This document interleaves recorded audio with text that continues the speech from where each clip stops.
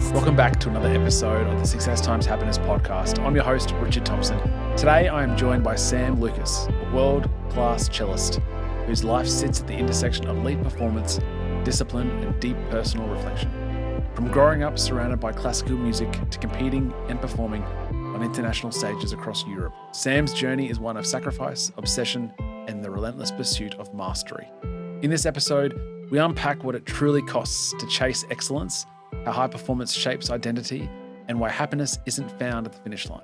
Whether you're an athlete, an artist, a musician, or simply striving to be better than yesterday, this conversation is for you. All right, let's get into it. Sam Lucas, welcome to the show. Thanks for having me. I hope you enjoy the setup. This is new for us. We usually have a table in place, but we're going for a more casual feel. So hopefully you're the test guinea pig. Well, it looks great to me. It's very cozy. Now, for someone who doesn't know you, how would you describe yourself? Well, I like to think of myself as a very optimistic person, always trying to keep a positive head on my shoulders. I always like to be as giving as I can.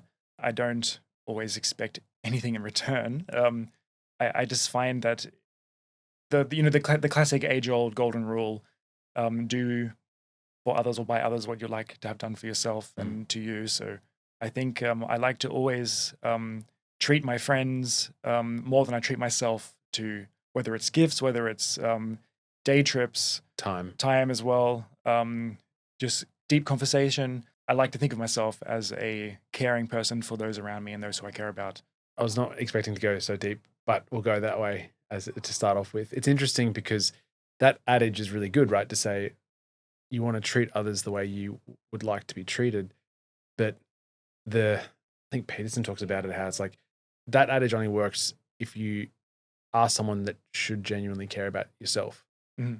So what's your relationship with you?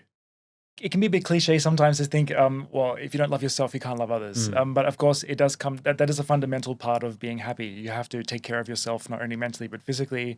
It's difficult to have a glass that's overflowing. So if you're taking care of so many people the best you can, but you're always leaving yourself in the lurch, it's difficult. So is that a active thought for you to make sure you're looking after yourself? I think so. And it helps with the way I go about being with my peers and my colleagues. If I know that I'm in a good place, it makes me more generous on top of how I already am. So yeah, it does help to be thinking of yourself fundamentally first. Yeah.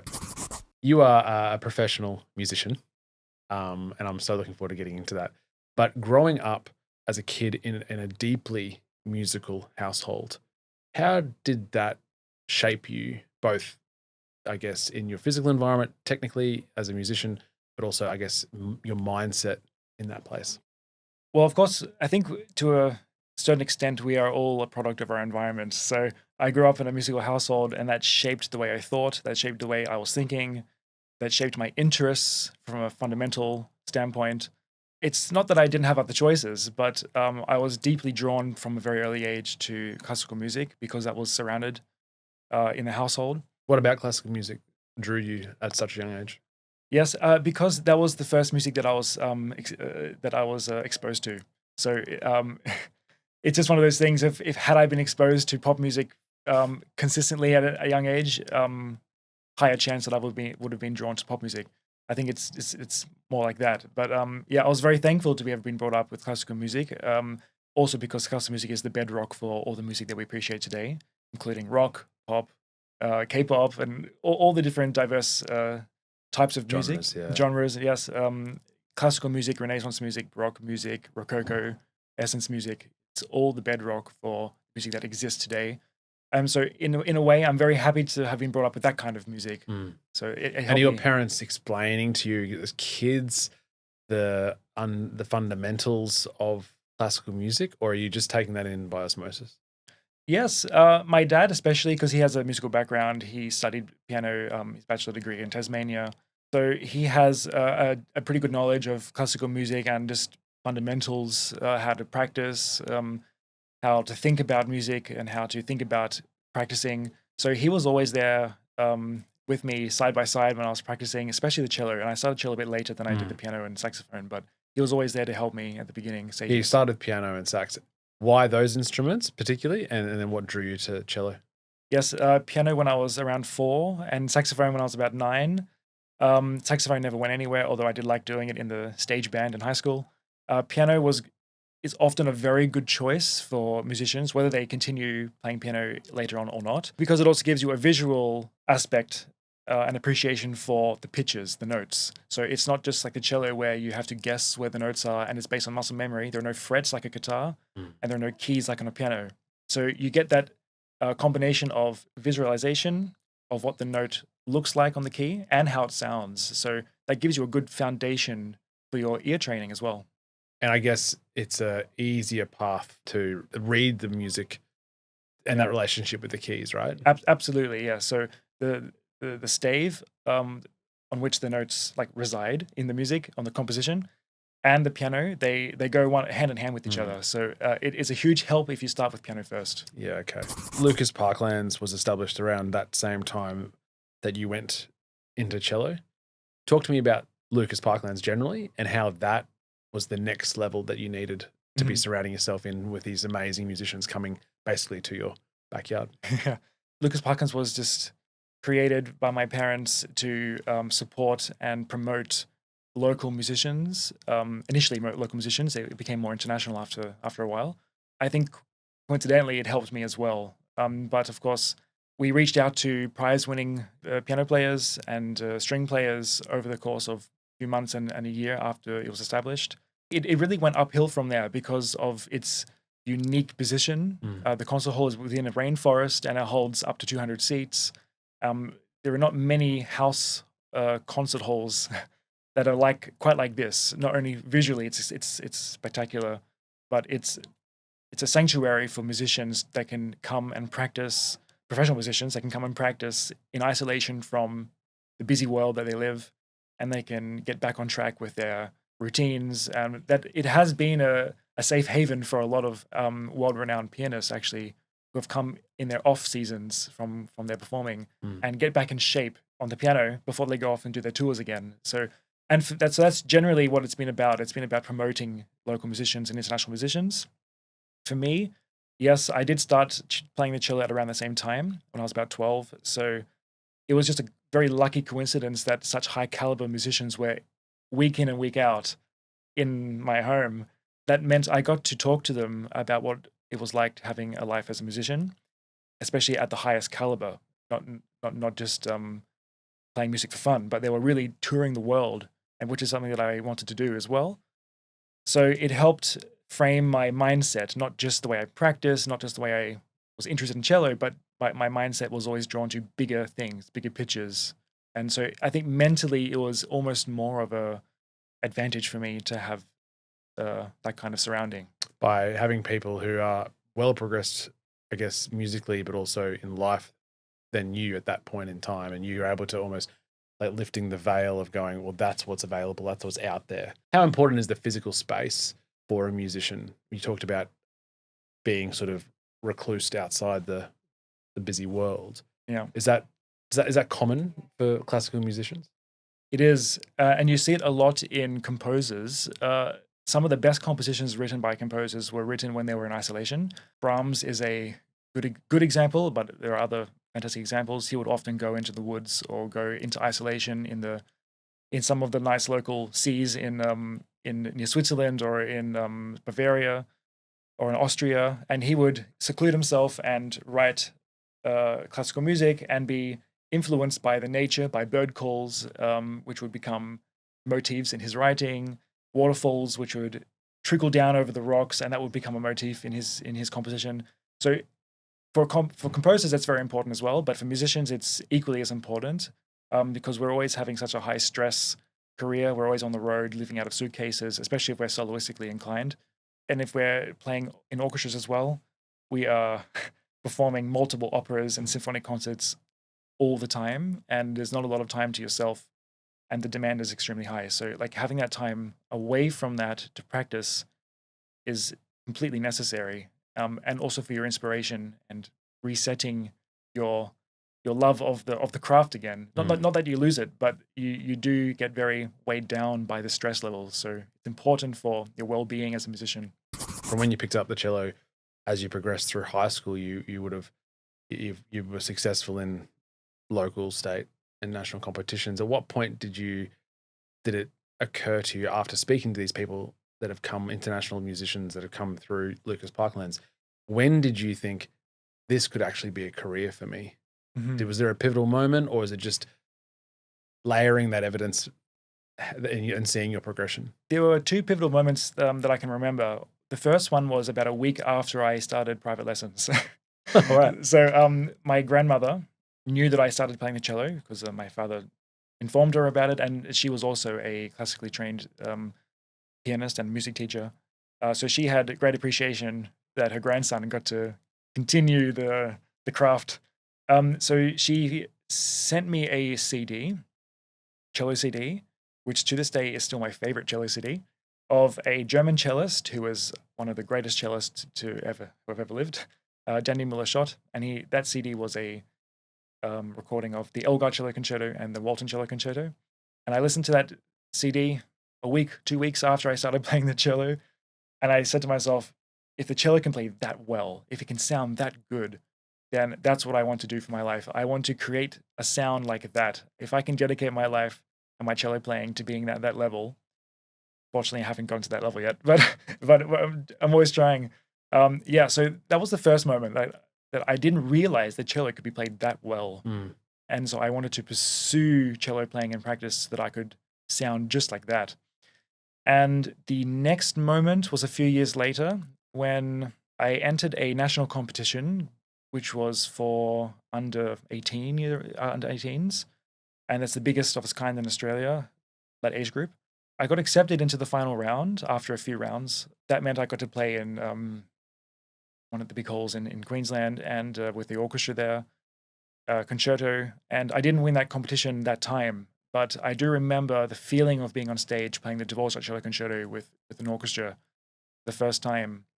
I knew that, yes, okay, all of this dedication and hard work is finally resulting in something that's tangible and it's consistent, and I really enjoyed it. There was not a single moment on stage playing such a ferociously difficult concerto for the first time. The concerto also lasts 45 minutes, so it's a big piece. And I got through it really well, and I didn't expect it, because usually 15-year-olds don't get through pieces like that. Oh, you were 15 at the time? Yeah, something like that. You didn't give that context. Yeah, so it's an under 18 competition and you're 15. Yeah, so and when did you pick it up? That piece? No, when did you start? 12. I started 12, yeah. So you've been doing it for 3 years. Yes, yeah. So like I noticed that, okay, there is rapid improvement and there are results to come with it. So I think that particular competition was the second kind of light bulb moment for me. Yeah, right. That it could actually go somewhere big. Yeah. And then you finish school and then you make the decision straight out of school to head to New Zealand. Talk to me about that decision and the fears and doubts around that. Yes, I was a little bit torn between two decisions at the end of my high school. I had auditioned for the Academy of National Music, whatever it's called, in Melbourne. It's called ANAM. I believe at the time I was the youngest to be accepted into that program, because they usually take people who have completed their bachelor course already. So people who are 3-4 years older than I was, and I was still 16 or 17 at that point. It was a real honor to be accepted into that course. It was actually a bachelor course by that point. At the same time, I heard about this performance diploma course in New Zealand, which had attracted very good international students. Despite it being in the middle of nowhere in the world, New Zealand is very far away from everywhere. The course was extremely nurturing for ambitious musicians. So I also made a trip to do an audition down there, and had a few lessons with the teacher, James Tennant, fantastic cello teacher. And I really enjoyed his approach to cello playing and approach to cello practice. And the course offered more for what I was interested in, which was just soloistic performance. And in ANAM, it's a fantastic school, but at the time, at least, it didn't seem to offer exactly what I was looking for where I was at. And I was so ambitious at the time. I just wanted to be like an elite athlete. I just wanted to sprint. So I just went to New Zealand and did a year and a half there and got the diploma for performance. There was almost no academic. It was just high intense performance and practice and seminars about having a healthy mind, sound body, things like that. What dictates a musician's propensity to decide going down the orchestral route versus soloing? It's difficult to say because in Germany, at least, they have specific courses that that specialize. You can specialize in solo performance. You can specialize in orchestral performance. But of course, it comes down to your interest as a young musician. If you're always interested in making music with colleagues, then you have a high inclination of becoming an orchestral musician. For me, I hated team sports. I hated working with other people when it came to performance and sports. So I always had the inclination just to do things my own way. Yeah. And that just translated in my music world as well. I just wanted to be a solo cellist. And so the New Zealand experience would have progressed your skills, your mindset, your demeanor, your ability, Yes. all the right ways? Yes, because we had to perform for a public audience 3 times a week, Wow. regardless how well prepared we were. So it was always high stress, but that was the whole point. You put yourself on the line to be scrutinized by the public. Sometimes they were even press there, writing reviews, and you just gave it your best shot no matter what. And of course, it wasn't the best outcome if you weren't well prepared. But yeah, it really helped like fine tune my mind on stage and get past that anxiety level. It's not to say I don't get anxiety, but it did help significantly in my solo performance. Yeah. From back end of high school through this process, is your view of success or the path you're going, was that consistent, or did that change over that period of time as to what you're trying to achieve? Or was it always this sort of infinite approach to the pursuit of your craft? Yeah, I mean, I always had a very strong vision of where I wanted to end up. I always wanted to be based in Europe, and I knew what had to be done in order to get there. Right. So there were certain carrots or certain checkpoints that I had to tick off. So in practice, that meant going in particular competitions, international competitions, in order to get respect and recognition on a more worldwide stage. Because if you don't have that kind of CV, let's say, yeah, it's difficult to enter the mud pit of cello playing in the world is in Germany. It's extremely competitive, especially when you're young. So yeah, I knew what I had to do to at least get a look in. Yeah. So then you move to Europe. You go into bachelor's program, master's, and PhD, and then you're into major international competitions. Mm-hmm. What's driving you here? What's driving me? It's not annoying, but the thing that's always there in the back of my head and every musician's head is you're never quite playing as well as you want to. You might have a really good concert or performance or practice session where you say, hey, I finally played something well. And of course, your really good playing could be nothing compared to someone else's really good playing because we're all at different standards, levels. But my main pursuit is always to try and better myself from the day before. Is that objectively ascertainable as a musician? Are you able to know? I know we'll talk about running, which obviously is close to me, but there is objective markers in running, right? Of course, yeah. Yeah. Is it the same? Yes and no. It leans more towards no. Really? Yes, because Okay. it is a very subjective. Which makes me thing. think like then, it is an enormous journey you have undertaken from when you decided, let's say at the end of high school to be on this path of high performance. And I'm so intrigued by it. And I'm so inspired by your journey over such a short period of time. But for something that requires you to push, sacrifice, all the things to get you to where you are now, it's all based on a subjective improvement. I find that really hard to calibrate. Yeah. So the objective side is in practice, you're practicing a phrase and you are missing notes or you're playing some notes out of tune. Then you go through, of course, the practice methods to try to improve those odds. The next day, you're missing less notes and you're playing more in tune. So that's an objective outlook on a day-to-day basis on improving your cello. So of course, to some level, you are improving objectively. But of course, the higher you go, and that's also the same in sports, the faster you become, the more micro improvements that you... The marginal gains will get harder. Exactly. Yeah. It's exactly the same in music. So the higher level that you become and the more refined you are as a musician, you don't really notice those marginal gains from day to day. But of course, over the course of a year, 2 years, 3 years, you do notice that the fluidity between notes, the vibrato that you put and have consistent from note to note, the legato from bow changes becomes more consistent and more elegant.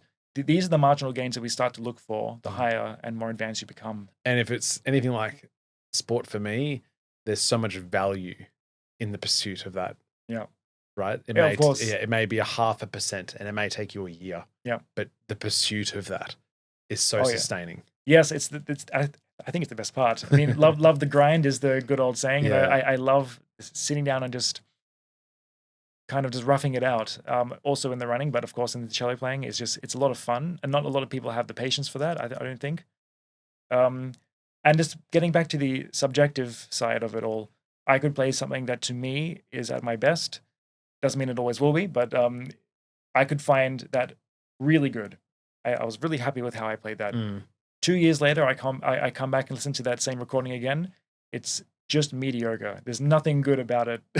It was only good at the time. Yeah. You know, it's like that. So, and to someone But else. is that not a representation of life? Yes. Like how you act, how you turn up 2 years ago should be. Of course. Yeah. Should be mediocre compared to where you are now. If you're on that journey of that growth, right? Of course. And if I listen to a recording of someone else or a recording of a symphony played by the Berlin Philharmonic, yeah, that's the best recording I've ever heard of this piece. And then someone could say, it sounds like a mediocre performance to me. I like this recording of this version. So like there is also a level of subjectivity. Okay, of how you receive that music. Yes, because at the end of the day, music it's an art form and it's something that lives and breathes in the air, and we all perceive those kinds of things a little bit differently from each other. Right. So it's both measurable and not so measurable. In the path that you've achieved over the last 12 years, what's the cost? What's the cost of the journey? In the general sense, the cost has been a lot of time away from family, away from friends, away from developing relationships, away from pursuing other interests. It's a cost that have always known about, been aware about, reminded myself about, been reminded of, and I've always opted to take that risk and take those odds every time. And I think now that I'm at a level that it's sustainable and it works well enough for what I want in my life, I've kind of started to look at other things that I'm interested in that I've had to not give up, but just put aside for a long time, like running and like reading and like writing, for example. I'm now starting to reintroduce those things that I chose not to have in my life when I had to really concentrate on my cello life. 6, 7, 8 hours a day in a practice room, in a room the size of this or even smaller than this room, when all my friends are out partying or going on European trips or whatever it is. The costs have been a little bit great, as in their magnitude, but I can't say for sure if I would play the way I do and achieve what I've achieved if I decided to go the easy route and not taking those odds and those risks and not sacrifice those things. It's really hard to say if I would play the way I do play if I didn't make the sacrifices. I find it interesting that to hear you play or to see someone in their peak of their craft, whatever that is, people admire that and see it for what it is, but would not be the people that put their hand up to endure the sacrifice to allow that to occur. Yes, so they see the thing, they see the person on the stage or in the race and go, wow, it'd be amazing to play. Wouldn't it be great to, I wish I could play like that, but not fully understand. Well, we all see the 10% of the iceberg that's right above the water. Yeah. But I do like the idea that, and I don't know whether you subscribe to it as well, but the idea of to be excellent at something, there's a lot of sacrifice, but it's seasonality as well. So there'll be a period of time, like you said, where everything had to go. Yeah. And you had to focus and do the 6 hours and do your 10,000 hours, as Gladwell talks about. But and then at some point, that's not forever, but at some point you have the ability to bring in other things, which may even complement your journey towards that perfection. But yeah, I think for musicians, the seasonal kind of approach in relation to sacrifice is about a decade long. So it's not so much like in sports where you do have an on season and you do have a base building season or off season. for every day or 2 days that I spend off the cello, I feel like I need a week Oh, of practice to get back. Doesn't mean maddening. I do need a week, but like I do notice Yeah. that okay, I am behind. Yeah, I almost reference that almost like as a macro level though, to Yeah. say like an athlete's journey, let's say to the Olympics, Yeah. they will take, if depending on where their age fits in the Olympiad, may take 8 years Yes. of what others would perceive unhealthily sacrifice Mhm. to their pursuit. Yes. You know, and that's their season Yeah. of sacrifice. And then they finish that, get the gold medal or whatever, and Yeah. they can then add in other things in their life. But That's right. I just feel like the pursuit of high performance in its very essence Yeah. requires that. Oh, absolutely. And yeah, the duration will be different depending on the vessel, Yeah, depending of on course. what you're pursuing. Yeah, and I mean, for string players, we have to keep our fingertips coarse with callus a lot. Otherwise, our sensitivity is the ratio of sensitivity and non-sensitivity on the strings is just too different. So we can't get around the string very well. Talk to me about that. Yeah, I mean, of course, the more you rub your fingers up and down the strings, the harder they become until a point where you don't feel anything, basically. And is that a good thing? It's a good thing, especially for durability and sustainability over pieces. Of course, Right. you're So you have no feeling on the top of your fingers? right now I do because I've had a month off. We'll talk about that. Yeah, But normally? normally you don't feel a thing. I mean, you Wow. feel the sensation that you're pressing something, but you don't feel in the sense that I'm touching something. You don't feel the string on your finger. Otherwise, you wouldn't be able to play more than 2 minutes at a time. You'd just be in Your fingers pain. would be hurt. You're just really in pain. Wow. Yeah. Okay, that's a whole level of high performance there.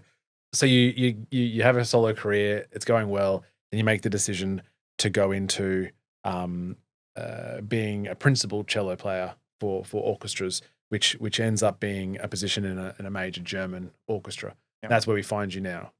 That's where I am at the moment. Yes. Yeah. And talk to me about what made you decide to go down that path to come back into team sport. Yeah. And how that experience has been. I'd say the biggest reason for me was the pursuit of personal life. So I would like to develop my personal life, which I've sacrificed now for a very long time.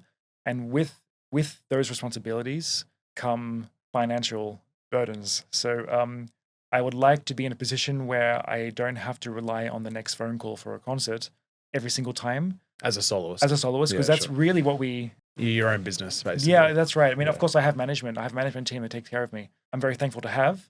But at the same time, there's no guarantee of livelihood anyway, even with management teams. So my biggest reason was to try and find a little bit of consistency from a financial point and sprinkle in my solo concerts on top of that. And at the same time, I really missed the collaboration with other artists because I realized over the course of the last 2 or 3 years, when I was invited to play in some great orchestras as a guest, how much I missed that because I'm only ever on stage by myself or in front of the orchestra instead of in the orchestra, and the pressures of that are extremely high, and it's not great if you don't do a good job, and you're more or less always subject to your last performance. So if if you had a bad day, well, that's how good he is, and and instead of that's not always the case. Sometimes you just have a bad day. So I did miss collaborating with my friends and colleagues and sharing time on stage with other people because I never had that as a musician. So now I'm kind of in a position now where I want to explore what that's like, and I also have the advantage of that kind of life where it brings more consistent income, and that will help develop my personal life and support my personal life more, which has also been a bit of an issue for me in the solo career, as it is for many solo artists. Hey team, just popping in to say thanks for listening. If you're enjoying the episode, please take a second to like or follow the show and share it with a friend. It's the best way to help us grow and keep bringing you more great content. All right, let's get back into it. Within your studies abroad, you started developing this interest for running. Had you not run before? No. And so we're talking only probably 3 years ago? Between 2 and 2.5 years ago, I started. Of course, I did some little athletics when I was a kid, and I was always good at the explosive sports, high stress, pivotal sports, high jump, shot put, discus, sprinting. Was always first or second from year to year, from school to school. But I think I even got to a state level of sprinting and discus or something. Right. I think at some point. So there were some signs of like, Potential. yeah, athleticism there. Yeah. But I couldn't run more than 300 meters, even slowly, to save my life. There was a period after some heartache in my personal life where I looked at myself in the mirror and I wasn't super happy with where I was physically, not only mentally, of course, after some events, but I was very interested at the time in, and still am, in ancient Greece and the Greek history, and came across a story about the first marathon, or at least the story that inspired the first marathon. The original course where Phidippides ran after the Battle of Marathon back to Athens, which is a shorthand version of the story. Of course, he ran to Sparta and back, and then back to Athens. So that's now called a Spartathlon. But like for the sake of convenience, the story is reduced to him running from the town of Marathon which is on the coastline, to Athens. And was it to deliver a message? Yes, it was. So Yeah. during later Olympic years, modern Olympics, it was extended to 42. 40 kilometers it was. Yes, I mean the original distance of marathon is 40. So he ran back to deliver a message that the Athenians won the battle against the Persians, which was the first Greco-Persian invasion and war of a huge 20, 30-year period. Yeah, that inspiration really caught me, I think. And that story is so interesting to me. And so I looked at the Athens Authentic Marathon website, and it is an approximation of the route that he would have ran, Okay. which is also the Athens Marathon, like Olympic marathon course anyway. But yeah, that is basically the flattest route from Marathon because there are very hilly areas. So that is basically the flattest route. So that's where he would have ran. And so like my introduction to running was doing this marathon with my family in a very casual sense, only for the historicity. I wanted to experience just the history of the first marathon. I didn't train for it at all. I mean, I did like 5 to 10 kilometers a week, and my highest week was about 21 kilometers. It was really bad. You were not ready to run a marathon. I was not ready to run a marathon. I had issues along the way. I think at around 21 kilometers, I didn't tear something, but I definitely strained something, and then the paramedics came and gave me a 10-minute massage, and then I had to get back on my feet, and I ran it in about 6 hours. So, yeah, but I realized about a month after that marathon, which was towards the end of November, I've never experienced the thrill of standing at a start line with 45,000 other people, and we're all in it together. We're all struggling the same amount, more or less. We're all wanting the same goal. I never experienced that kind of thrill as I do as a musician outside music. And so that was like the light bulb moment. Okay, I want to do that again, but now I want to do it properly. And I just started training casually for a few months. And then I saw some very quick results. I went from being like 92 kilograms to being 82 kilograms in about 6 months. Oh. Didn't change my diet or anything. I just started running. And I realized, okay, I'm running 30-minute 5K. Now I'm running 19-minute 5K in a matter of weeks.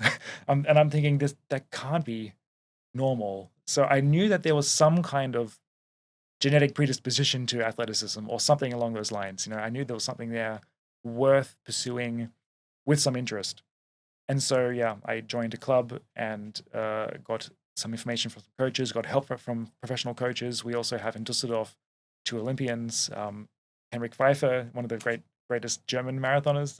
I get to see him sometimes and pick his brains.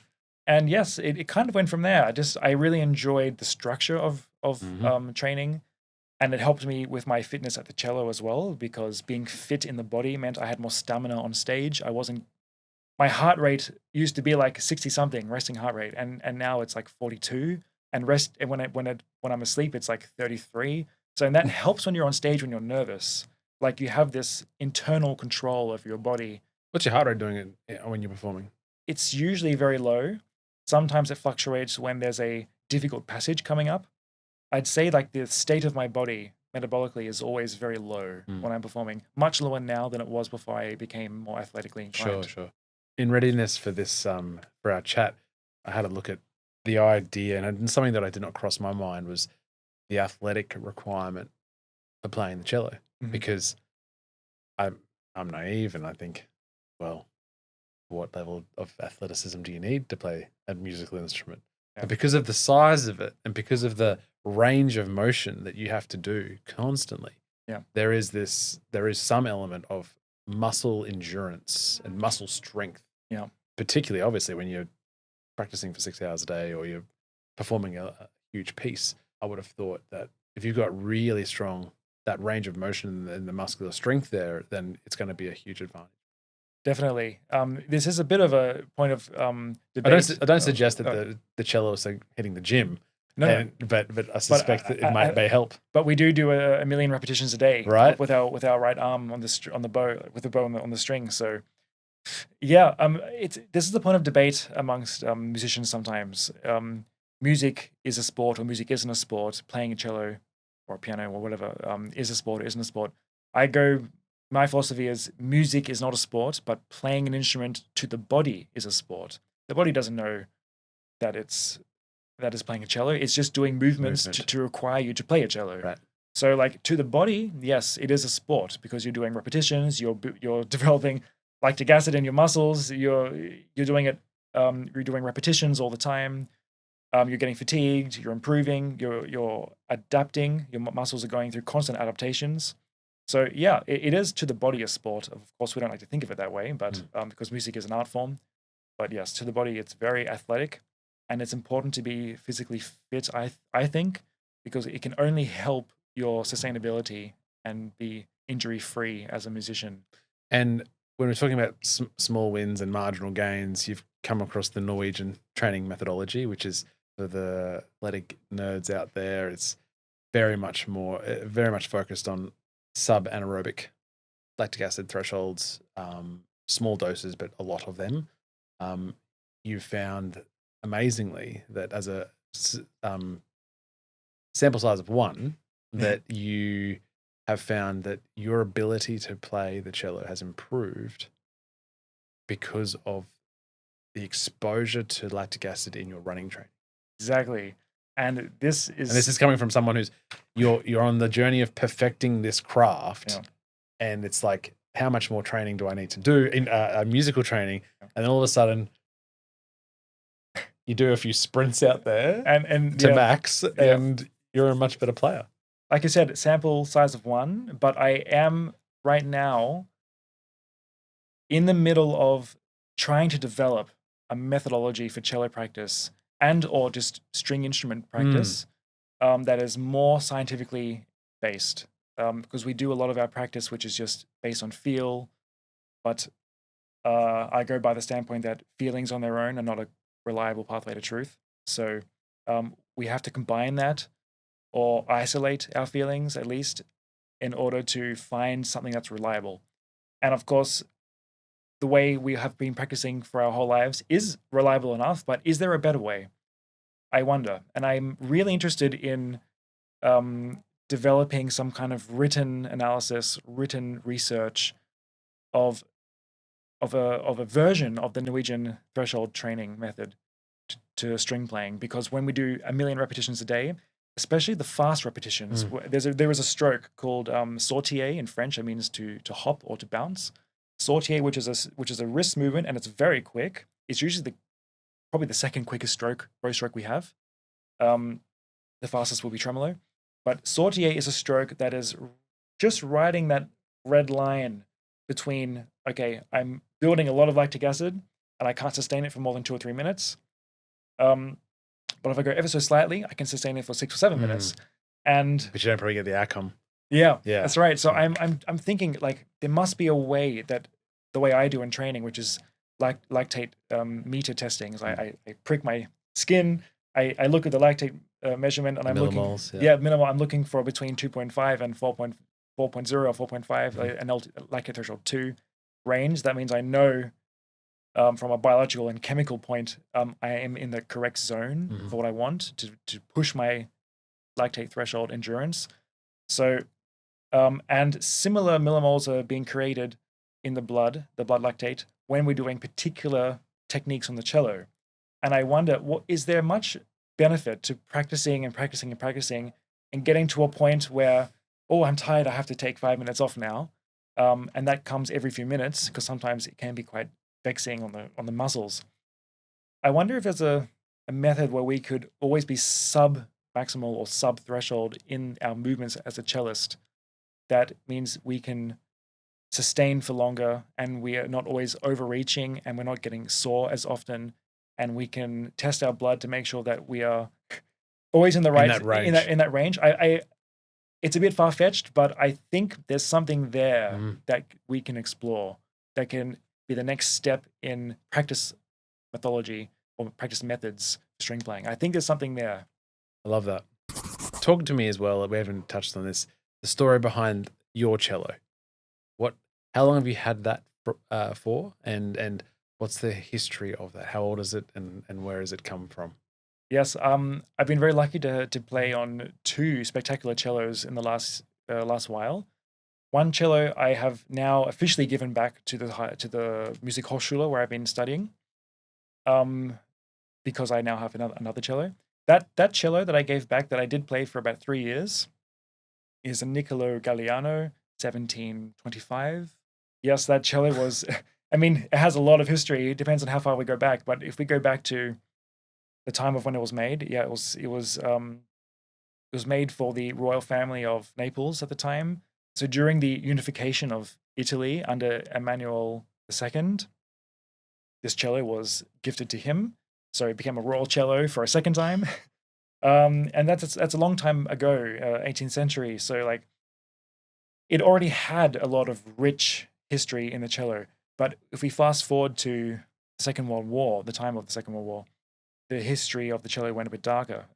There was a Jewish cellist and composer who was unfortunately captured by the Nazi regime and taken to the concentration camps, and then he was murdered there. But that cello was his child, and he played on that cello his whole career, and composed music on that cello. It was kept in his house for safekeeping, away from the Third Reich and the Nazis, because it was a valuable cello, of course. Spoils of war, you find it.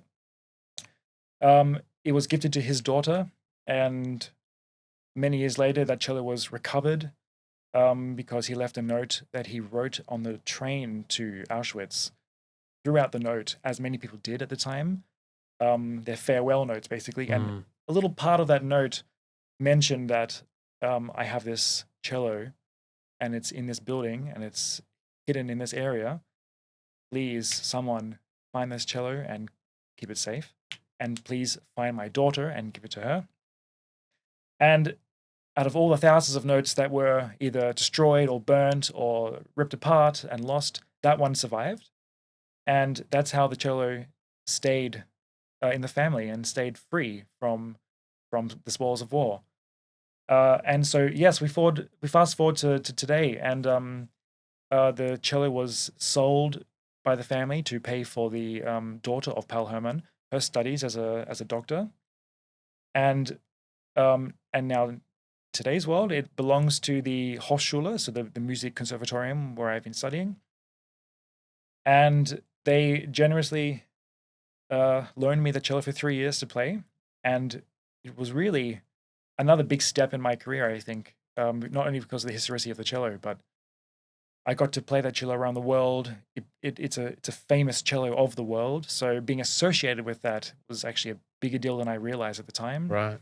Yeah, I'm very thankful to be playing on that cello. The story actually is endless. I'm only just touching on the Spitze, you say in German, like the very tip of the story. But yeah, I got to play in the Wigmore Hall in London, and the Holocaust Memorial Day in the European Parliament in front of some world leaders and everything. And yeah, it's just, and yeah, it's very emotional also as a musician to realize, I'm playing a cello that has gone through this amount of situations, and I didn't know that at the time. So like I was informed over a period of time. And the other cello I play now, which is mine, is 1720 by Carlo Tononi, Venetian school. So completely different kind of cello, different school of method of making the cello. Beautiful, probably the most beautiful cello visually I've ever seen, and one of, if not the best cello I've ever played in my life. Extremely lucky to play on a cello like that. when you see a orchestra or a classical musician, you don't necessarily, or I don't necessarily. Again, naivety is a marvelous thing, but I don't think there's a history, and probably because we're in Australia and not a lot of history here Yeah. from a white Anglo-Saxon point of view. Obviously, ridiculously depth of history with First Nations, but it's hard to imagine that your instrument is 300 years, Yes. 400, almost 400 years. Yes. And it's been played for 400 years. That's right. Yeah. Of course, it adds to it adds to the sound chamber. So, like, of course, if a cello has just been built, it hasn't had 400 years of sound waves and vibrations that have warped and adapted the wood and developed the sound chamber. So, of course, a cello that is older tends to have better sound, especially if it's consistently played. Of course, the maker has to be renowned, and of course that adds to the not only the value but the quality of the cello, the workmanship and everything. It's always a pleasure to open the cello case and see the cello. Like, oh, it's a very special cello. The reason why you're in Australia or back in Australia is because you had a unfortunate winter sport injury, busted your hip knee. For someone who is you're playing the cello every day. You're running every other day. Now you're otherwise not doing either of them. Yeah. How is that? And that's sort of like a challenge that you're not seeing come, right? The unknown. How are you dealing with that? How did you, I know it's a short history, but how have you dealt with that? Of course, it's frustrating because I would like to sit comfortably at a chair and play. I'm sorry that I'm sitting here. That's okay. I think today is one of those days where I can actually have a 90-degree angle of my leg, so it's more comfortable now than it was yesterday. But yeah, it's more frustrating that I can't do either one. I want to run and I want to practice my cello. I think from today I can finally start practicing for a longer period of time. And of course, from a physical aspect, a bit weird burning 25,000 calories a week to putting on 25,000 calories. So it's a bit interesting, You're back at 96. Yeah, exactly.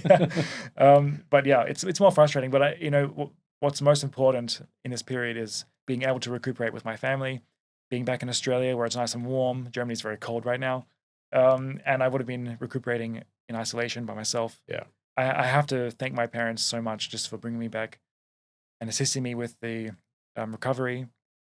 Because I think the biggest reason why I'm recovering actually as fast as I am is because of their help and being back in Australia and without the stresses of living by myself. And I'm getting very good care from peers and family friends who are doctors. So, and even family members who are doctors. So yeah, it's helped a lot mentally, and of course physically I'm improving very, very fast. So it's the most ideal situation that I can be in for both my running and for my cello playing. And where to now, Sam? So obviously once you're back in full health, you've got an amazing, turning 30 shortly. What does the next 10 years look like for you? Well, we spoke before about what I've sacrificed in order to be the cellist that I've wanted to be for all these years. I think the next 10 years is more about reintroducing the things that I sacrificed. Of course, always keeping up my cello career. That's always number one. But just reintroducing the things that I've always wanted to do, but knew that I had to put them aside. And that's already started to come out a bit. So I've already written big manuscript for a novel, a historical novel, in the last couple of years, which took a lot of time and a lot of research. But I was very happy to do it. And I want to continue doing that. I want to start investing my time in looking at some more scientific methods of cello practice methods and cello practicing. I want to start maybe invest in some kind of nice apartment in Europe. It's possible. I want to look at traveling more and experiencing more of what Europe has to offer. A lot of the bedrock of what we appreciate in Western society comes from Europe. So I want to just appreciate that by learning more about it. Of course, from a personal point of view, it's always nice to have a partner, a wife, so that it will be nice. But of course, that comes when it comes. I think if I pursue it, I may as well just do the things that I like doing, and whatever comes with that would be a great outcome. Yeah. So just learning more about the world we live in is, I think, my number one priority for the next 10 years. Oh, I'm fascinated. Yeah, I'm deeply appreciative of your time today, and I think, how your brain is made up is incredible, and your pursuit of high performance and the way you think about that is really impressive. Thank you. Yeah. My 11-year-old eldest son, he plays the clarinet and has a deep obsession with Greek mythology. Oh, So I think you guys would have a good conversation. I think we would. Tips for young musicians Okay. starting out. Yes. Especially if you're starting out from scratch, find an instrument that is, of course, very interesting to you. Doesn't matter if it's the drums, if it's the double bass and it's 3 times your body size, as long as it's interesting to you. With interest comes with interest comes more intention. So you are more inclined to practice and spend more time with the instrument. It's the opposite case if you don't like the instrument. So you may as well go for something you like and enjoy, and see where that takes you. I mean, you don't have to have any pressure from anyone, not from your parents, not from even yourself. As long as you have an interest, I think you should just enjoy that interest and not squish it by forcing it. If you see a talent there, it's very hard to make distinction of what talent really is. But if you do notice quick improvement, which we can just call talent for the sake of argument, if you see a very quick improvement, I would nurture that. Find a teacher who appreciates that, who can see that talent with you, and see where it takes you. Don't get too obsessed. Always have a hobby on the side. Just keep it casual. That's what I would say. If you're absolutely starting out from the ground up, just go with what is interesting to you and enjoy that. Wonderful advice. Off topic, your thoughts on Luca Sulik and Steven Hauser? I was very lucky to actually meet Luca when I was I think I was in Bulgaria at the time. They're really good cellists. There's no doubt about that. They're both classically trained, and they saw a gap in the market that was not yet tapped into at the time. It's tapped into a lot nowadays. Okay. But of course, at the time, it was new, as was YouTube. So, almost, they're two, as you say, two cellists Yeah. who've really commercialized yes, their craft, right? yeah, they took advantage of the platform that was new at the time, which was YouTube. So, like, if you look at some of the oldest cello videos on YouTube, they are from the two cellos. Right. Yeah. So they really were smart in their commercial sense and their advertisement sense. They are incredibly good cellists, and they are. It's a bit like Andre Rieu, who is a very good violinist, classically trained, but he brings the everyday music and makes it into more classical style concerts. He can take songs from the Beatles, or he could take segments from movie soundtracks, and just packages up in a concert and ship it out to the audience. And it makes for a great introduction to non-classical fans, actually. Sure. So a lot of people who love classical music are introduced by alternate means. And that's what the two cellos are very good at, I think. Some people don't even consider what a cello is, but they see two cellos and then suddenly they have a light bulb moment and they look more into cello playing or look more into classical musicians and music. So that I think I'm very grateful for the two cellos. They're introducing a more pop-styled or pop-esque way of classical music that has been lacking, and it draws a broader audience around the world. So that's a good thing. Great.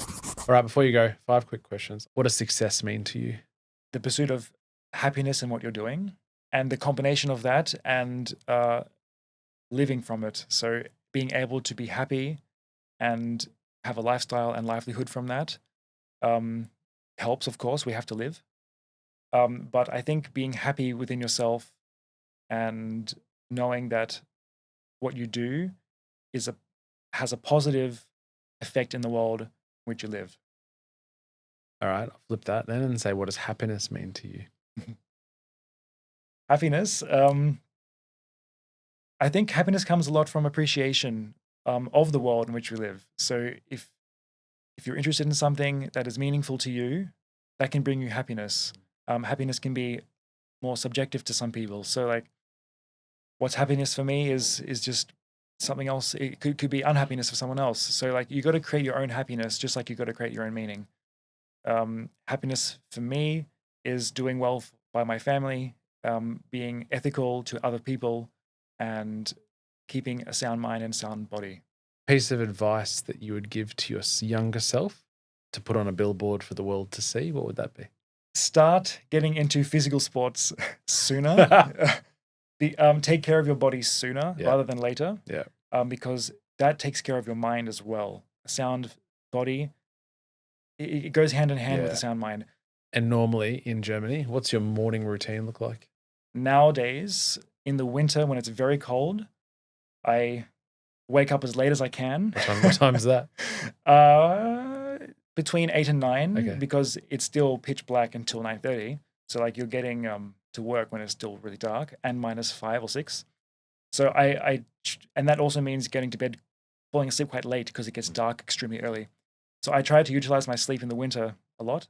Morning routine, yes. I wake up, have a cereal, have a bagel on toast, shower, and then I just go to my rehearsals.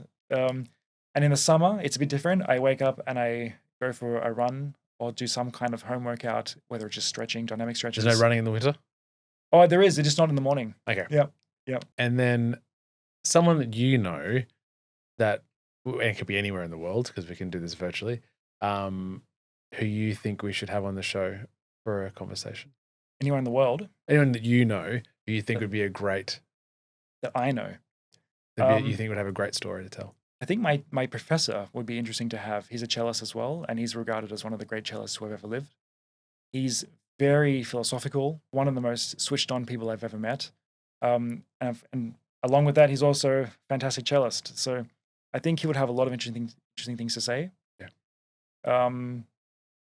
We'll get in contact. Or you'll hopefully get us in contact. Yeah. It's hard to name one person because there are so many cool people to have talk on this podcast. So yeah. To know whether we didn't mention the fact that your twin sister. Yeah, I think she would be very interesting to have as well. She's quite a talent in and of herself. She's a bit of a dark horse, I find. She kind of just does her work, and she's such a hard hitter. But she doesn't like to talk about herself so much. She likes to just she gives off positive vibes for everyone else, and she just does the work. But she was also very talented in music as well, and she could have been a musician if she wanted to, actually. So I think we're very lucky at work that she's she chose law. Yeah, and she's an exceptional lawyer. Yeah, and leader. Yes, no, for sure. My professor and Meg would be great to have on the show, and I'm very lucky to have her as a sister because she's so supportive and she understands the requirements of a musician's life. Not everyone does understand that. So yeah, she's also personally one of the greatest people I've known. So she's just got a great personality and attitude. Yeah. So good. Sam, thank you so much for the time, mate. This has been I've so thoroughly enjoyed it. All the best for the recovery. Thank you. And next year and beyond. Thanks so much. Thanks for having me. I've really enjoyed talking to you. That was another episode of the Success Times Happiness podcast. Next time you're pushing through a tough training session, turn to the person next to you and tell them all about the show. It really means a lot. A huge thank you to Sam Lucas for sharing his journey with such honesty and depth, and for giving us a rare insight into the mindset of an elite musician. If today's conversation inspired you, please subscribe, leave a comment, or share it with someone who needs to hear it. Until next time, peace.